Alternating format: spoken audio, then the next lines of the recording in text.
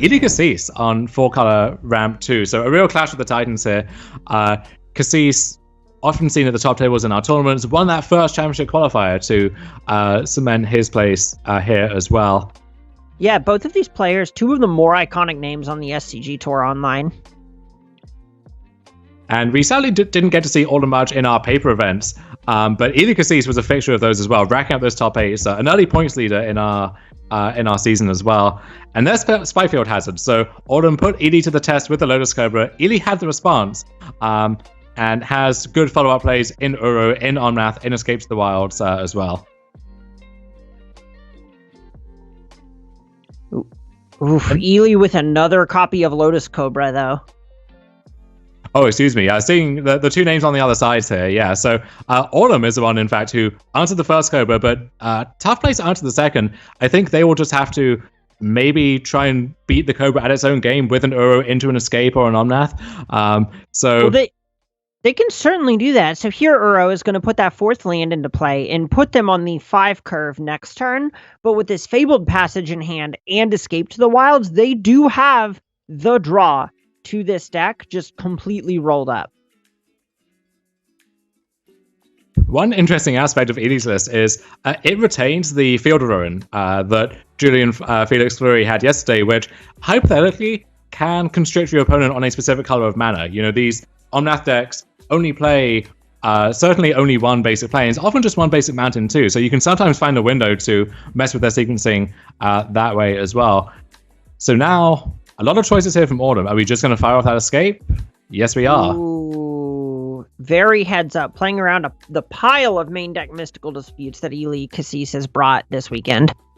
Yeah, 3 main deck, just as Fleury had yesterday, and 4 negates, which Ili, just with 1 mana open, couldn't cast. So Autumn has all this action rolled up for next turn. You have to be terrified of that if you're in Ili's seat, but Ili gets untapped with 2 copies of Lotus Cobra, so we could see some fireworks this turn. Luckily, there is a Mystical Dispute exiled with this copy of Escape to the Wild, so it feels like Ili's best turns are a little capped here. That doesn't mean that they're completely out of reach. There's the Evolving Wilds, and yeah, in theory, if you're generating enough mana, you can just pay for a Mystical Dispute. You can plow through that. And it's interesting to see these main deck disputes where you look at Escape to the Wilds, and it doesn't seem like it plays that well with reactive cards because you lose them at the end of the next turn. There's only a short window to use them. However, in these mirrors where both players are doing these ridiculous things, that one turn might just be all you need. Yeah, absolutely. Cards like Mystical Dispute in particular really are much better in the earlier phases of the game anyway. So in a good number of respects, that card will effectively find itself dead, stranded in the hand, so on, later in the game, just by how the games naturally play out. So this is not that different than what we would expect to see. Yeah, we've already seen these mirror matches or Onmath against Sultai where one or even both players just had these Mystical Disputes that had no good targets because it was turn 8 and both players had 1,000,000 mana. And speaking of 1,000,000 mana, Ili Kassis makes the mana for an Omnath. I wonder if that's what's kicking off proceedings here. Oh no, Escape to the Wilds of his own. And this one's a little bit easier to sniff out the Mystical Dispute. It's just on the table, right? It is faced up at this point, for sure. So that's 2 more mana with a Fabled Passage. Potentially 2 more if we crack that. And then we'll see what the follow-up play is going to be. A free Escape the Wilds because it literally wasn't a free Escape to the Wilds. It's free real estate. How dare you? As the kids say. Your age is showing. No, my age is showing. I can't do this. Patrick Sullivan did use the word gamers this morning, which was really jarring. That one had to rub my eyes and wonder if that was all just a dream. Look, he's been connecting with the youth. So here's Kenrith, and we can't dispute that unless we have the full sticker price, which we don't just yet. And can't give it haste because we do want to hold up a dispute of our own. And now the onus is on Autumn to make something impressive happen. A lot of cards to do it with, but again, going to be constricted on mana. And there's so much that they could do this turn. This is... I'm not going to lie. This is one of the situations where I just can't even begin to speculate how this starts. This is very much an autumn deck, where you have effectively two different hands at the same time. You have a billion mana of many different colors, and you have so many different options. And I'm sure if they're streaming right now, or if you got a glimpse into their thought process, they would be running through a lot of math and options right now. I can hear them howling. Yes, I can with hear laughter. I can hear the laugh in my head too. So do you think we could see Glasspool Mimic on the Cobra just setting up the rest of this turn? Or do we not have the time for that? I believe that card peeking out to the left of Omnath is another Fabled Passage. And if that is the case, it's pretty easy to resolve the Glasspool Mimic. But we see Autumn just basically saying, no, I need to prioritize getting rid of these cards that are there off of Escape to the Wilds and just going for the Omnath. And this is where it starts. So for Ely, is there any merit to trying to just dispute the Omnath, knowing it's going to get disputed back, but forcing Autumn to do that now and maybe limiting their mana on a future sequence? Or are we saving this for a big payoff card? The reason not to do that is this Mystical Dispute is going away at end of turn. So if you trade your Mystical Dispute in hand for the Mystical Dispute that's exiled with an Escape to the Wilds, you're effectively just discarding your card in the long run. And the way this game has really started to play out in the beginnings just kind of signifies that both players are under the impression that this is a battle of attrition. And one card from the first Escape to the Wilds is a second Escape to the Wilds. And that one, again, 2 mana can't get disputed. So it looks like the coast is clear there. We have 5 more cards jumping off the top, including a second Mystical Dispute. And that's big. That's a big pickup. Another Fabled Passage as well. Okay, here we go. It's a Glasspool Mimic. Threatening to copy the Lotus Cobra and generate. No, this would be an Omnath. Oh, sure. We get to reset, and then we can work towards that second landfall trigger yet again.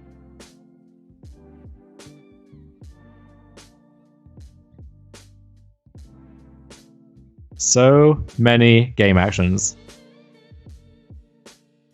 And now, are we looking at just passing and holding up dispute? I think that's wise. There's so much that Ely could get up to on this turn.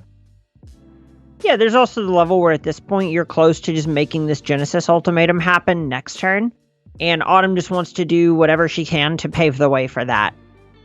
Okay, so here's how it starts.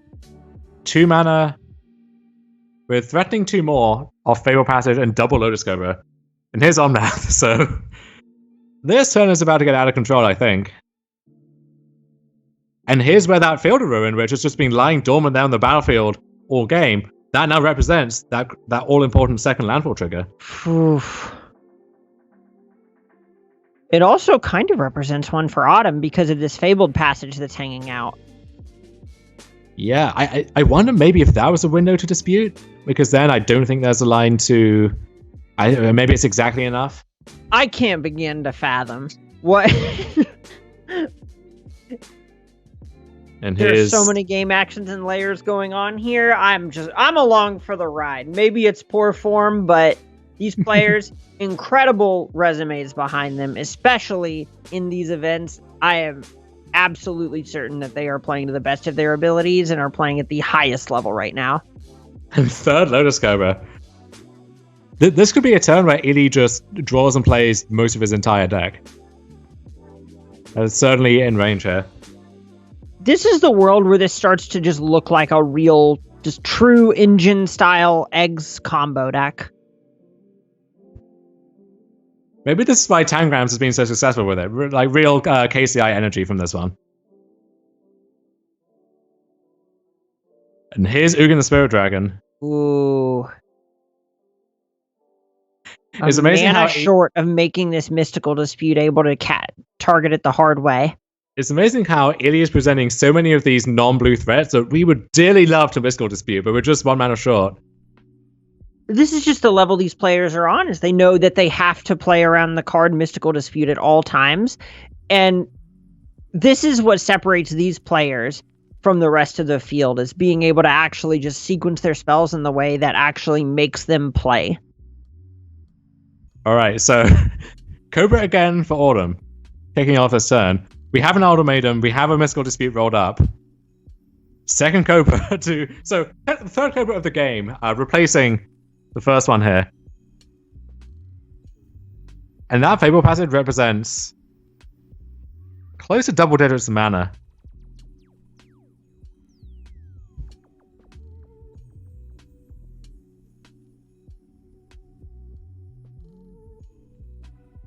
So okay, here we go. Genesis Ultimatum with one floating. Already have a bunch of mana left.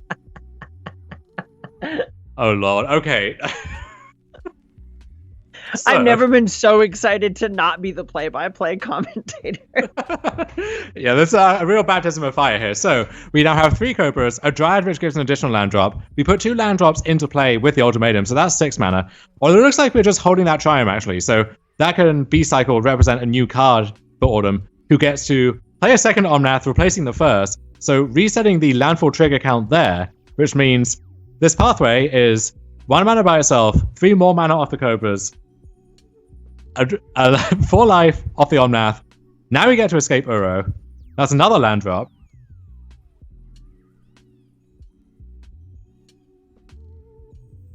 And here's another pathway, which is another 4 mana plus 4 off the Omnath, so that's 8. And we drew another Dryad, so that's -3, but then plus at least 3 again. We're going digging with a Triome. And trying to find this many ways to put lands onto the battlefield is relevant because that third Omnath trigger does hit Ugin. Very relevant. And the Ugin did plus to take down the Lotus Cobra last turn.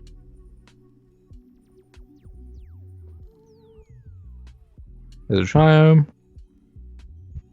Cycling out of control, truly. Oh, wait, no, is this?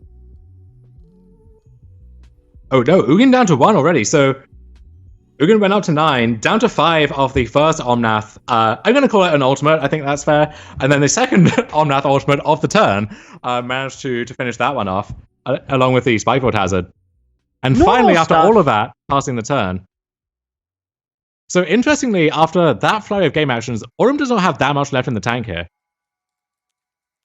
Yeah, there's certainly a spot where it's very flashy to hit all the Lotus Cobras, all the Dryads, and so on, but there is a line where those cards are sort of dead ends, right? They're only enablers, and they have incredibly diminishing returns. And Uro being cycled here for Edie Kassis to kick off their turn. Another copy of Uro. Well, this may just be the same one escaping again. And this Kenrith just is going to provide Kassis with so many ways to use his mana. And an opposing Kenrith makes combat absolutely impossible on board states like this. Like, how is Autumn supposed to block? It just seems totally impossible here. I imagine you just take it on the chin. Yeah, if you can afford to, which is no guarantee at this point. Yeah, you just try to break their punch with your face.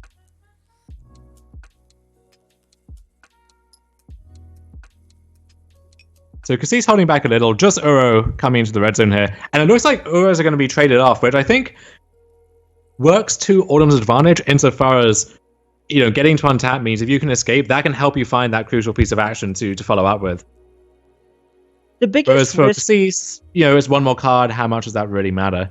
The biggest risk with this is exactly this. Now, because Kassis has a copy of Spikefield Hazard, this Uro is just going to evaporate.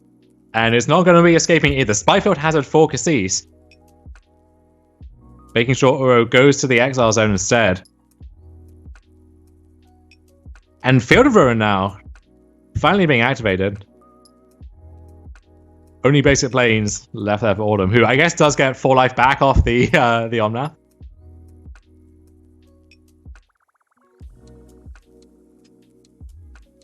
Okay, we have a redraw off the Triome. There's an Omnath. Okay. How many cycles do you want? All of them. And this one digs up another Triumph, so we get to spin the wheel again. Getting closer to all of them every turn. Well, we finally do have to play out a land here to get enough mana for the third Triumph cycle of the turn. Old Jinx the players in the feature match area, Harvey, they call him. And yeah, no big follow-up. So Kassis will get to untap with the Kenrith, with the 3 Cobras, and the Omnath, and the Uro.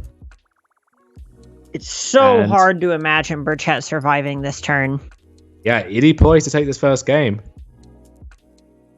There was a line earlier where Kassis played the Ugin, and in theory could have -4 to eat more of his own board, but also remove the Omnath that Autumn had access to, which in theory could have limited the potential of that turn. Chose not to, still lost the Ugin anyway, but was able to weather the storm there, untap with a commanding board position, which has only gone more fearsome in the meantime. And this just speaks to the strength of Kenrith, the Returned King, right? That card has just done so much work this game. It just has allowed Kassis to spend upwards of 20 to 30 leftover mana in a deck that does nothing but make mana. And if that Kenrith were something like a Terror of the Peaks, which is often competing for those same slots, then that also would have had a sizable impact on this game. But you can imagine look at this. Oh, wait, okay. Let's not pronounce this game over just yet. Escape to the Wilds is several cycles. Many cycles. But there's a negate for Kassis. Hard not to expect that one when Kassis has drawn so many cards. Has not had a good window to use a negate just yet.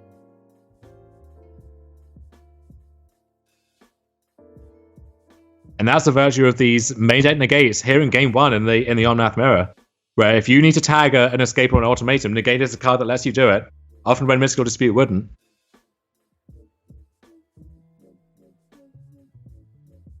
And that is a truly titanic Uro there. Giant, actually. The jolliest, greenest giant I've ever seen. And everything is coming on in.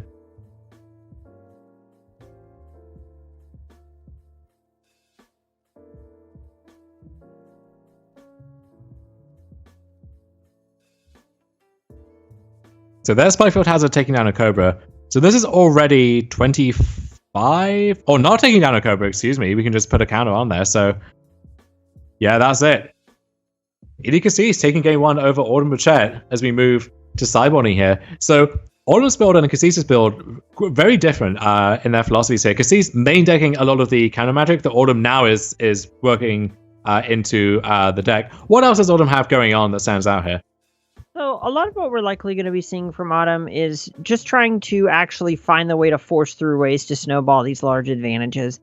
Think back to the one big explosive turn that Autumn had. If Autumn could have just found a way to close the door, either Rada or Kenrith, for example, that would have been absolutely colossal to turning the tide of that game. The issue was just kind of running out of gas, but that was relevant because she was able to get things through cards like Mystical Dispute that Edie Kassis' deck is flush with. And I just think that if you're entering this tournament, your deck is largely main deck modded to fight this matchup, and we're going to see these players' changes being largely cosmetic. And we see sometimes players shaving copies of their more expensive cards like Genesis Ultimatum in the face of Dispute on a gate. Autumn opting not to do that here, I guess thinking that that's what you're building towards. That's your big finish, and you just need to be able to force that through. So the problem whenever you're trying to play around cards like that is you need to just make it to where your deck is bad against them, or you need to try and those cards are bad against your deck, or you just need to accept that those cards are going to get you at some point, and your goal is to overload them. So here we just see Autumn pretty clearly saying, all right, most of my deck's bad against Mystical Dispute. Let's just make sure the couple of things that resolve through it are as impactful as they can be. Your deck can only be so good against Dispute when your namesake card is Omnath, right? And then so many of your good cards are blue that you wouldn't want to cut all of them, even if that were an option, I think. So, yeah, Dispute is going to be a good card against you. I think you take that on the chin, and you have your own disputes to fight back with. So that's a fight you're happy to have. And I wonder if Autumn will test the waters here with Omnath. I guess the mana situation with the Glasspool Shore and the Island prevents that for the time being. Just going to be cycling a Triome yet again instead. Yeah, at this point, these players are at least posturing as if they've leaned into a more reactive strategy. And it isn't necessarily clear how these two players have sideboarded yet. Invisible Passage allows Autumn to resolve the Omnath through the Mystical Dispute, so a big win for her there.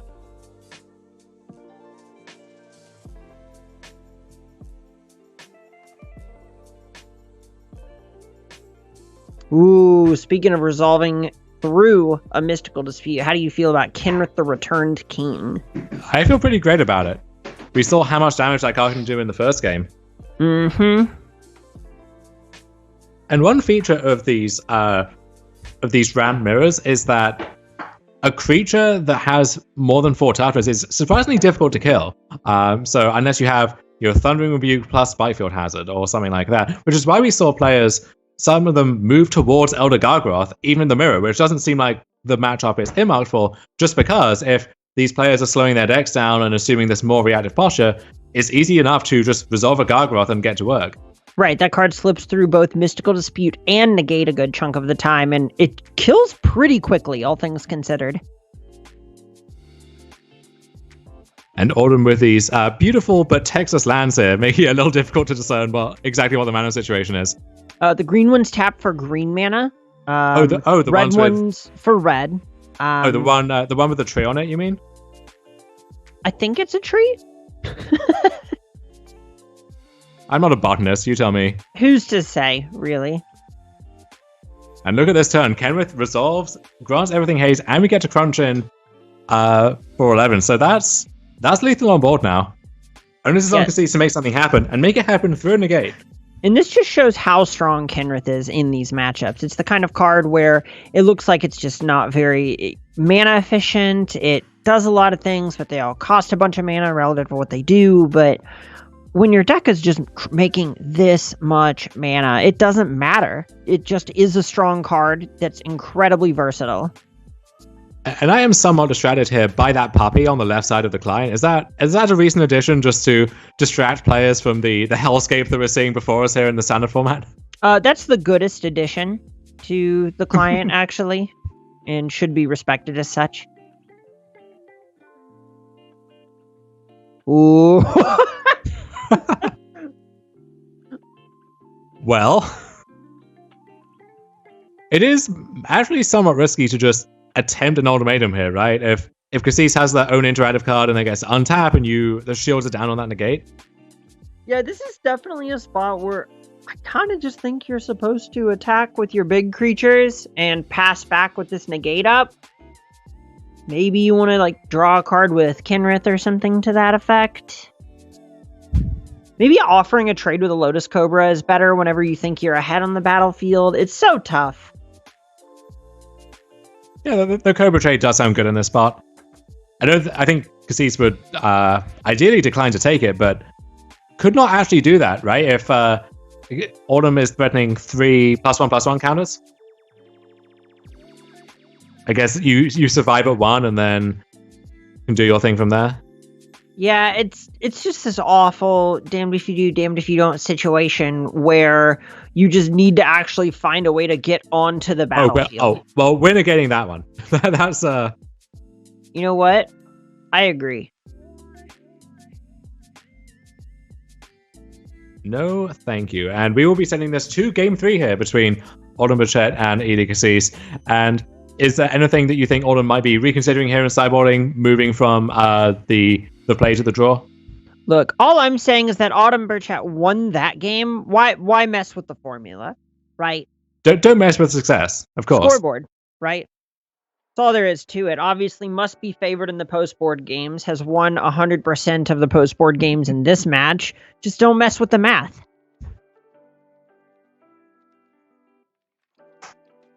And a somewhat cumbersome hand here for Autumn, but one that has a lot of good early interaction to make up for that. Yeah, just having access to Dispute and the Spikefield Hazard is just a really nice place to be, and finding a Lotus Cobra off the top is a gift that Burchett is so happy to find.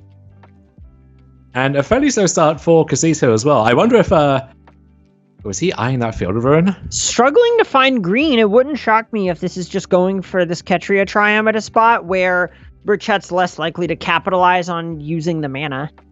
Yeah, this might be mana fixing for Kassis more so than mana screw against Autumn.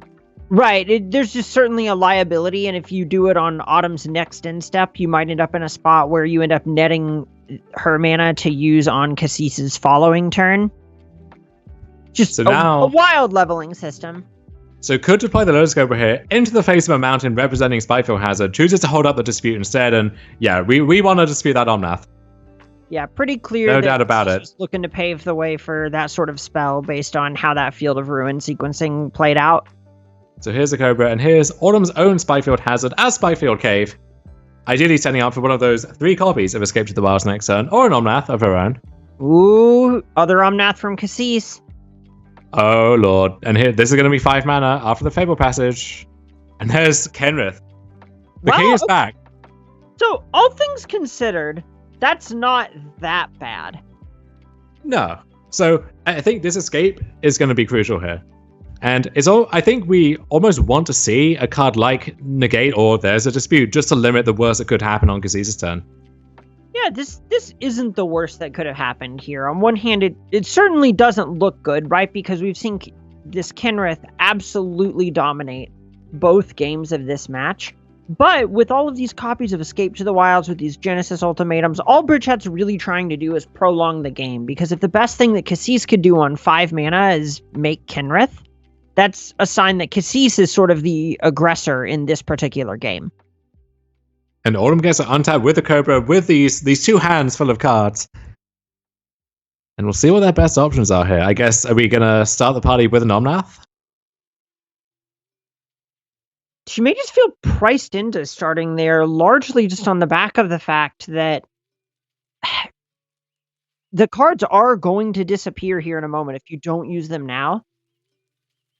Oh, and is Autumn getting bitten a bit for making that green rather than another white source last turn? Possibly. That may have seemed so marginal at the time, but could end up being a big deal here. She does also have a window to stick her own Kenrith, but a defensive Kenrith is much worse than one where you're descending in with a boatload of open mana that you can't really tend to good blocks there. But now Kassis is laid on so much pressure, if this doesn't hit a counterspell, that's it. Okay, well here we go. Oh my god, it resolved. That's 4 lands and another dispute. So this is a boatload of mana off the Cobra. And yeah, you can't feel great about just jamming a spell into that much open mana, but Kassis didn't have it, and now Autumn is off to the races. Look, if you're dead on the battlefield, sometimes you just gotta make them have it. Yeah, sometimes that choice is made for you. And here's the second Genesis ultimatum of this turn. And oh my god, Emma, look. Oh. How much mana? Okay, so that's 6 Lotus Cobra triggers, and each additional land drop represents 3 more, and we have another land drop thanks to the Dryad, and we have a Fable Passage in play that represents another one. Here is a free Omnath. Oh, of course, yes, excuse me. There's a free Omnath with our leftover mana. And we're not tapping that for a color. We are sacrificing that right now. Getting a basic, getting 4 more life, 3 more mana. This is one of those games where you start to wonder if you're supposed to have a Thassa's Oracle in your deck. Yeah, I know Joey Thompson was very vocal about liking Thassa's Oracle for these type of situations. My inclination was always, if you're drawing this many cards, doing this many things, it feels like you're not going to have trouble closing the game out some way or another, and Oracle by itself, when you are light on resources, isn't doing much for you, but hey, it's a great problem to have, if you're wondering how best to finish off the opponent in that spot. Certainly, this is a position where I imagine Autumn will figure out the way to win this one.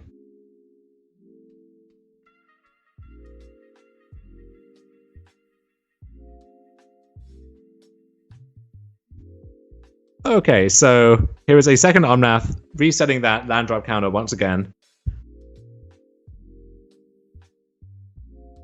Generating... Oh, we have 4 Cobras now on the battlefield. Alright, so... that makes the math... I'm not sure easier or harder. One way or the other. It makes math, that's for sure. I do love making math. Hey, this Genesis ultimatum now castable. We're getting a stack overflow here soon on our game action count. Gonna need our director to be prepared for that one. So we ultimate the second Omnath. We now have close to 20 mana, I believe. Floating, some of it being used to escape an Uro, and that represents another land drop. potentially. We may just be at the level where Burchett's trying to race the clock. Because there is a point where you have a hard rope that restricts your game actions. Yeah, I think that's a good call. I think that's what we're seeing here. But that rudder, that is gigantic. And we're going to find a window here to stick the Kenrith, give everything haste. And that's going to be the ball game. Rada with Kenrith, no less. Oh my gosh. And we can activate Rada multiple times as well.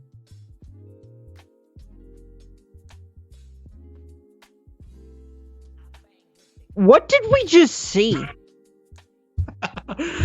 So, I know people like to talk about Magic as Garfield intended. On the Garfield-ometer, where does that one rank?